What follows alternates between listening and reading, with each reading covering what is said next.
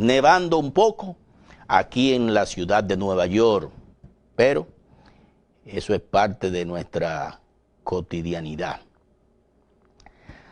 Todos los años, desde el 1960, es decir, por espacio de 60 años, los obispos en la República Dominicana redactan un documento los días previos al 21 de enero, día de Nuestra Señora de la Altagracia, Madre Protectora del pueblo dominicano. Ese documento lo titulan la Carta Pastoral. Y allí los obispos hacen como una especie de radiografía de la situación política, social, económica del país al momento de ser redactada esa carta pastoral. En el 1960, los obispos, la Iglesia Católica de la República Dominicana, comenzaba a alejarse del régimen dictatorial y tiránico de Rafael Leonidas Trujillo Molina.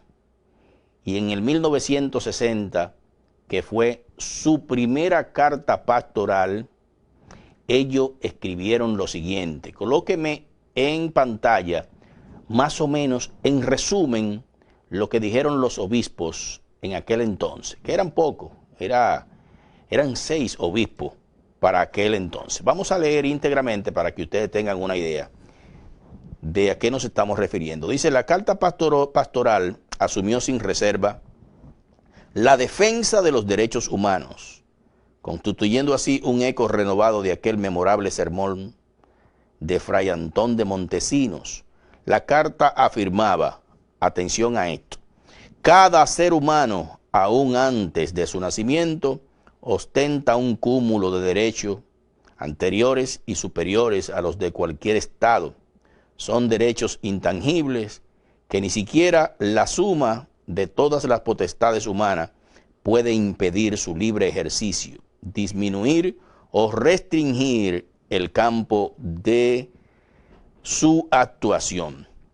7. La exhortación fue dirigida a las autoridades, puntualizando, abran comillas, hemos dirigido en el ejercicio de nuestra pastoral ministerio una carta oficial a la más alta autoridad del país para que en un plan de recíproca comprensión se eviten excesos que en definitiva solo harán daño a quien los comete y sean cuanto antes enjugadas tantas lágrimas, curadas tantas llagas y devuelta la paz a tantos hogares. El que lee eso tiene que llegar a la conclusión de que definitivamente ahí se marcaba un rompimiento entre el régimen tiránico de Trujillo y la Iglesia Católica. Coincidencialmente con la carta pastoral de este año, parece que también existe un rompimiento entre ese régimen dictatorial, no tiránico. Observen que hay una diferencia entre dictadura y tiranía. Las tiranías son sangrientas. En las dictaduras se te conculcan los derechos humanos, como existe ahora mismo, que la libertad de expresión se ha llevado a un mínimo. Se han comprado a todo el mundo y los periodistas que no se han vendido, entonces se han condenado al ostracismo prácticamente. Están transmitiendo a través de sus canales de YouTube. Tal es el caso de Marino Zapete, Altagracia Salazar, que están utilizando como plataforma para explicarle al pueblo las cosas, las redes sociales. Entonces, con la carta pastoral de este año, que yo quiero que veamos un resumen de ella, usted puede percibir que hay un rompimiento entre la Iglesia Católica y el gobierno dominicano. Esa carta pastoral nosotros la recibimos con beneplácito, definitivamente.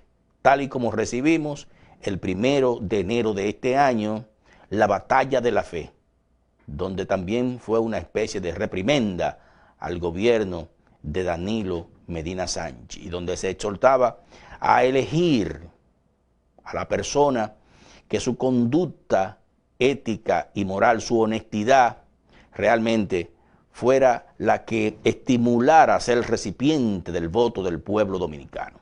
Veamos lo que dicen los obispos en esa carta pastoral de este año 2020. Adelante, profesor. De cara a los comicios de febrero y mayo, los obispos fueron enérgicos en demandar de los políticos no malgastar el erario y piden evitar las intrigas, calumnias y manipulaciones de las denominadas campañas sucias, así como el despilfarro de recursos económicos en la publicidad desmedida. Así también combatir la corrupción administrativa pública y privada. Y votar con conciencia, precisando que no debe estar motivado por intereses personales, y además evitar la práctica corrupta e ilícita de comprar y vender cédulas a la vista de todos sin que se tome acción contra esta infracción electoral. En el comunicado, los prelados recordaron a los electos y a los que serán elegidos que los cargos públicos son para servir con sobriedad y educación, mas no así para sentirse imprescindibles o llegar a creerse mesías políticos. Con relación al aborto, pidieron además a los candidatos no dejar fuera de sus propuestas la defensa de las dos vidas, tanto de la madre como del hijo por nacer, así también temas como la violencia generalizada y la violencia intrafamiliar. Al final de la misiva, los religiosos exhortaron a la ciudadanía a dignificar el ejercicio de la política, votando por los candidatos que ofrezcan mayor nivel de confianza de cara al desempeño responsable y ético. Es la información que tengo, vuelvo contigo. En resumen, ¿qué nos están diciendo los obispos de la República Dominicana? Nos están hablando de no malgastar el erario. Es importante puntualizar que cuando se habla de erario, se está hablando de dinero público, porque la condición sine qua non para llamarse erario es que sea dinero del pueblo. ¿Quién administra el dinero del pueblo? ¿La oposición? No. Los que administran el dinero del pueblo son los que están administrando las instituciones públicas del Estado. De manera que cuando los obispos señalan eso de no malgastar el erario, se está refiriendo a esos funcionarios que están ahí y que utilizan el dinero del pueblo para prostituir la voluntad del mismo.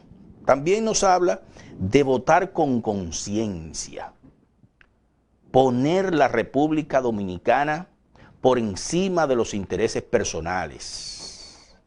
¿Quiénes pueden evitar e impedir que eso ocurra?